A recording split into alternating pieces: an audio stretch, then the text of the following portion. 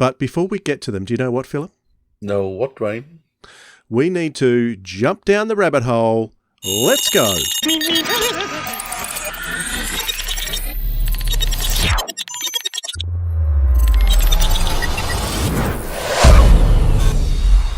All right. I'm giving you one each way there, Philip. I was going to say you're... So today, in the rabbit hole, I want to talk about, because the Omega Factor is known as probably one of Big Finish's scariest shows that they make, I want to know from you what you think are the vital ingredients. They could be all vital ingredients, but what is most important on audio to make it really, really scary for the listener? What do you think?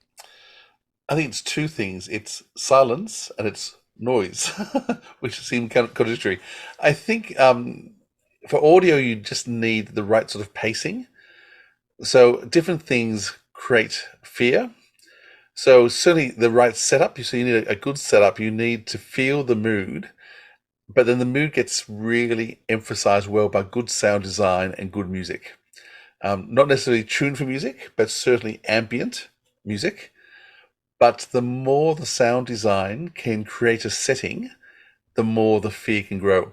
So you do need good acting. You need to have characters who you can relate to, can care about, who are in danger. But then to build the fear with that sort of background noise, it's like an ambience sometimes, I think is what really creates the fear. So, and then you just need dramatic moments and build up. So different things can be quite fearful. Sometimes a lot of noise, a lot of screaming can be quite fearful, but also just that quietness too can really just create tension and build up slowly. Yeah, I agree. I agree.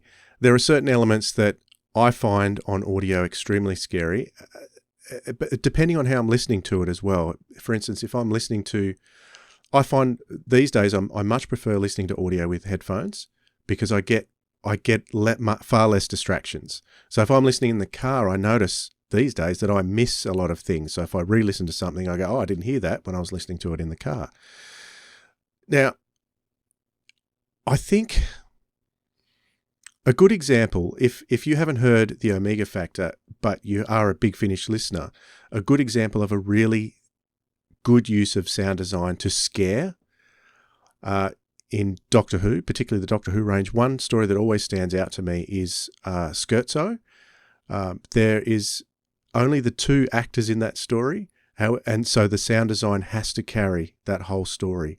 And there are some moments in there that actually make me physically jump with fright. So I get the jump scares. And the Omega Factor is similar. There are a couple of things in the Omega Factor that really do it for me. The sound is very intense in the ears, but there is also a music that Nick Briggs does in the early box sets.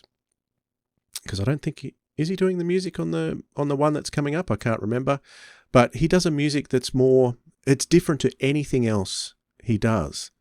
Because even the TV series didn't really have much music in it that, if any, that I heard. Yes, there's music in the original series, and yes, it's Nicholas Briggs still doing the music for this new one as well. Still doing it? Yeah, well, I'm pleased about that because in the box set series 1 that we were listening to for the Randomoids, I was very pleased with the combination that the sound designer and Nick Briggs as a musician put together. It was extremely atmospheric. And it had that, when you say ambience, it was like a hum going through the whole sort of story that there was always an ever-present threat in your ears and you were just waiting for the jump scares to come. And inevitably they did, but you just weren't sure when because they always had that sort of tension like pulled really tight throughout the whole show. And the music was kind of part of the sound design. Does that make sense? It does. Yeah. No, yeah. I mean, a good sound design and music work hand in hand together. There's so many different elements that actually make something scary. So sometimes it's stillness and quietness. Sometimes it's screaming and jump scares. Sometimes it's entire churches falling down and the noise of bells. So there's a whole range of things that people can do. And one of the things about the Omega Factor that's so effective is it actually uses every trick over the course of the stories to actually You get the lot. to build that fear and to be concerned and confusion, and it really captures all that horror and fear so well. Which why it's, for people who haven't heard, there's a new movie length episode coming out on Halloween. So Halloween's often their spot Big Finish uses for something scary, and this time they're going for a new Omega Factor. Yes, so on that note, let's crawl up out of the rabbit hole. If you enjoyed what you heard in this clip from the Sirens of Audio podcast, be sure to subscribe and click that notification bell so you never miss out on another episode from us. And if you want to find out more about us, including our back catalogue of episodes, you can head over to sirensofaudio.com.